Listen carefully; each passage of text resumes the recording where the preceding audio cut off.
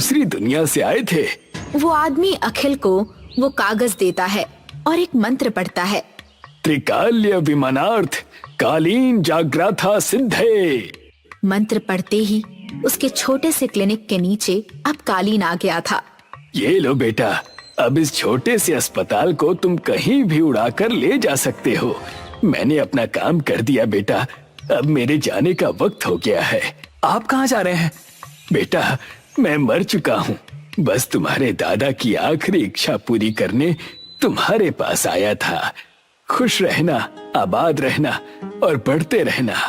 इतना कहकर वो आदमी गायब हो जाता है और अगले दिन अखिल की क्लिनिक एक जगह से दूसरी जगह उड़कर जरूरतमंद लोगों के पास पहुंच जाती है। ये बात जब जमींदार को पता चलती है तो उसके होश उड़ जाते हैं। कोई भी हमारे अस्पताल नहीं आ रहा है। इस कालीन अस्पताल का कुछ करना पड़ेगा गोलू। अब हम क्या कर सकते हैं जमींदार जी? अगर उस दिन उसके दादा की मदद कर दी होती तो शायद ये दिन नहीं देखना पड़ता हमें। चुप हो जा, मैं जल्दी ही कुछ करूंगा जिससे गांव वालों के होश उड़ जाएंगे। मैं उनके खान पान में मिलावट कर दूंगा, जरूरत पड़ी तो पानी में जहर घोल दूंगा। फिर देखता हूँ वो डॉक्टर अखिल कैसे लोगों को बचाता है। थोड़ा धीरज रखिए जमींदार जी, अगर चोट पहुंचानी है तो उसके दिल पर वार कीजिए। मतलब?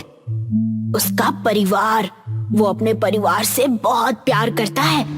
उसके पिता राजनाथ और माँ शिल्पा को अपने घर बुलाइए। क्यों?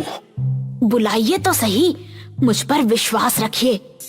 जमींदार अखिल की माँ और पिता को अपने घर में आमंत्रित करता है। ये सुनकर वे जमींदार के घर पहुँचते हैं। आइए आइए, आपका स्वागत है। आपके बेटे ने तो गांव का नाम रोशन कर दिया। आपका बेटा आप पर बहुत ध्यान देता है। हाँ जमींदार जी। जमींदार राजनाथ से कहता है, राजनाथ, चल बता, तेरा बेटा कालीन पर अस्पताल कैसे उड़ा रहा है? आप दोनों का अपहरण हो चुका है। नहीं बताएंगे तो यहीं पर हमेशा के लिए रहना पड़ेगा। शिल्पा उन्हें देखकर हंसने लगती है।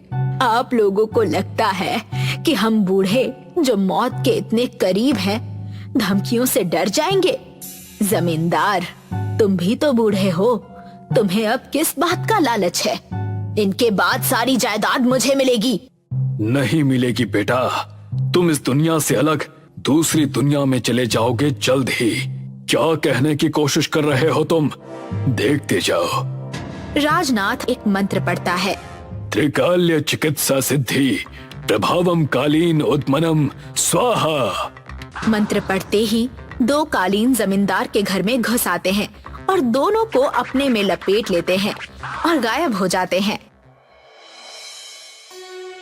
ज्ञानपुर नाम का एक गांव था जहां एक 75 साल की बूढ़ी अम्मा रहती थी जिनका नाम था विद्यावती। वैसे तो उनके परिवार में कई लोग थे, पर सारे ही उनके नाम की जमीन और जायदाद के पीछे पड़े हुए थे, इसीलिए उनकी बखूबी सेवा करते। एक दिन बूढ़ी अम्मा के पैर 7 साल का टिंकू दबा रहा था और तब टिंकू